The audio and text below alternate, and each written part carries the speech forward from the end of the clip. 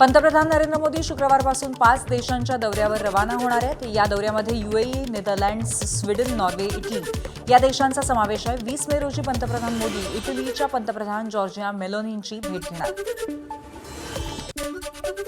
तामिळनाडूचे मुख्यमंत्री विजय यांनी निर्णयांचा धडाका लावलाय। शाळा, कॉलेजेस, बस थांब्यांजवळची दारू दुकानं हटवण्याचे आदेश।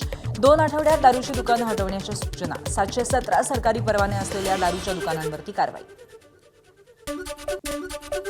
नाशिकच्या येवल्यात पाण्यासाठी वन्यजीवांची भटकंती। कृत्रिम पाणवठ्यामध्ये टँकरद्वारे पाणी ओतून भागवली जाते वन्यजीवांची तहान।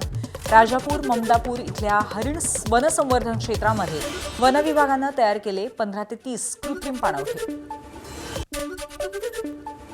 रायगडमध्ये इंधन तुटवडा। सीएनजी पंपासह पेट्रोल, डिझेल पंपावरती सुद्धा वाहनांच्या रांगा। कोकणामध्ये मोठ्या प्रमाणात पर्यटक आल्यामुळे सीएनजी पुरवठ्यामध्ये तुटवडा।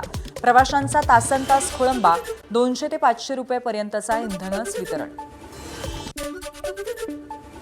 भंडाऱ्यातील नवेगाव नागीराव व्याघ्र प्रकल्पातील कोका अभयारण्यामध्ये T16 वाघिणीची क्रेज। कोका व्याघ्र प्रकल्पाकडे वळली पर्यटकांची पावलं, तर नैसर्गिक तलावावरती पाणी पिण्यासाठी आलेली वाघीण कॅमेऱ्यामध्ये कैद।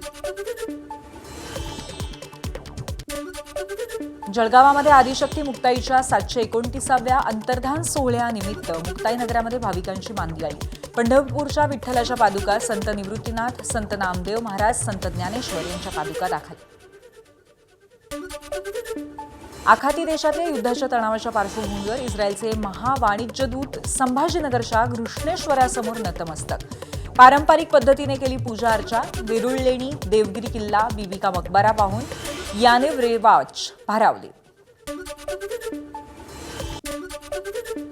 अभिनेत्री तमन्ना भाटियाने घेतलं उज्जैनमधल्या महाकालचं दर्शन। महाकाल मंदिरातील भस्म आरतीला तमन्नाची हजेरी।